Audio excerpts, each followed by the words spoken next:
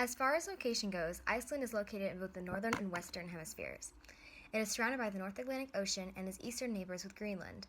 Also, you can find parts of the country are within the Arctic Circle. It is very easy to get Iceland and Greenland confused. Just know that Greenland is an uninhabitable Arctic climate, where Iceland is much more mild.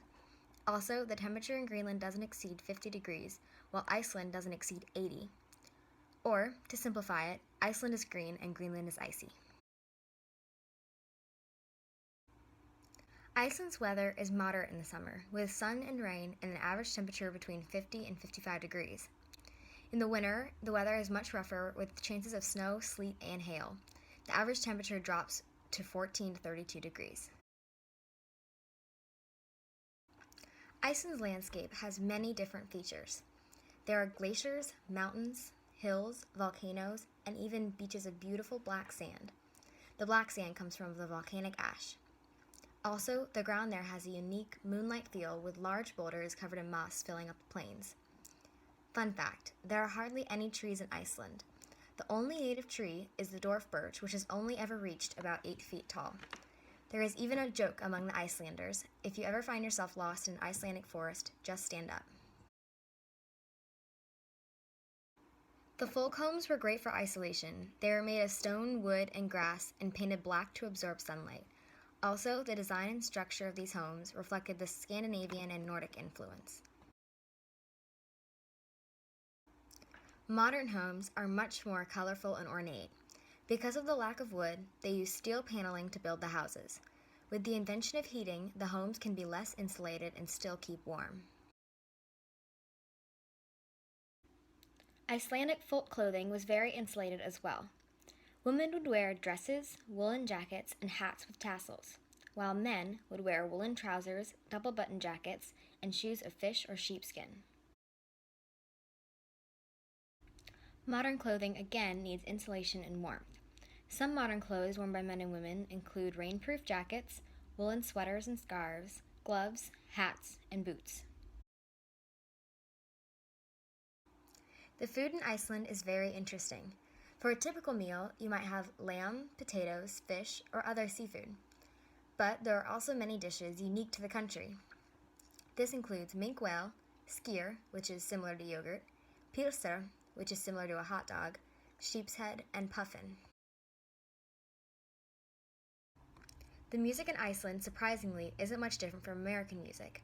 It is easy to find jazz music, classical music, and opera in local auditoriums, and contemporary music on the radio. Some of their main contemporary musicians are Björk, Sigur Rós, of Monsters and Men, Mum, and Gus Gus. In fact, Of Monsters and Men is a semi-popular band in the United States. As far as fun traditions and holidays go, Iceland is a great place to be. They celebrate 12 days of Christmas, the 12th being January 6th. On this day, there are bonfires, fireworks, and lots of celebration. They also celebrate Bun Day, the day before Lent. Restaurants serve lots of cream puffs to prepare the locals for sacrifice. Thorrablot is another holiday. It recognizes the ancient Norse month Thori by having a feast. The feast might include smoked lamb, putrefied shark, and flatbread. Other countries like the UK and US have definitely impacted Iceland. There are so many trends, especially over the past century, that Iceland has found interest in. For example, both the Beatles and acid rock became popular. However, Iceland is very true to its heritage.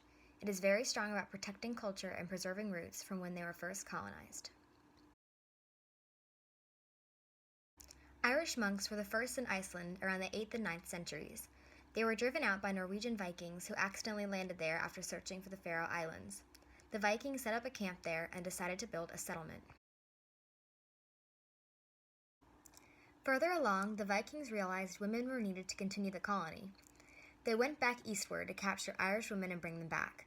They also took Irish men, who made great slaves. Throughout the travels of the Vikings, many people from Denmark, Scotland, and Sweden also ended up there. Today, Iceland isn't a very diverse country. All of the people there with Nordic or Scandinavian roots simply identify themselves as Icelandic. However, there is still a stigma against red-haired individuals following slavery from many years ago. There also isn't much in the way of ethnic enclaves. The more settled and indigenous people tend to live along the northeast edge, near to the center, while more migratory people live further southwest, nearest to the capital. In the capital, it is much more tourist and immigrant filled. There are more harbors and airports, and people in the city are more likely to speak English. Iceland's population is 91% Christian, and 75% of those belong to the Lutheran Church of Iceland. There is also a little percentage of Buddhist, Islamic, and Muslim people.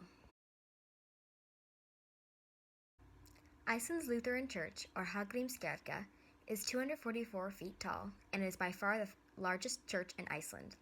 It was made this tall so anyone in the capital, Reykjavik, could see it. It was built by Guðjón Sigurðsson in 1986. He also incorporated the Icelandic landscape into the church by allowing the exterior to resemble lava flowing and cooling on basalt rock. The language of Iceland is known as Icelandic. Icelandic comes from the Indo-European language family and belongs to the North Germanic subgroup. Icelandic is spoken by about 330,000 people. Of that 330,000, about 320,000 live in Iceland, about 8,000 live in Denmark, about 5,000 live in the US, and over 1,400 live in Canada. The oldest written Icelandic dates back to 1100 AD. It is derived from Old Norse and other parts of Scandinavian languages. Back then, most of the important documents were preserved orally. In fact, when Iceland had its first parliament, the leader would have to recite all laws by memory. If he forgot something, it was no longer considered a law.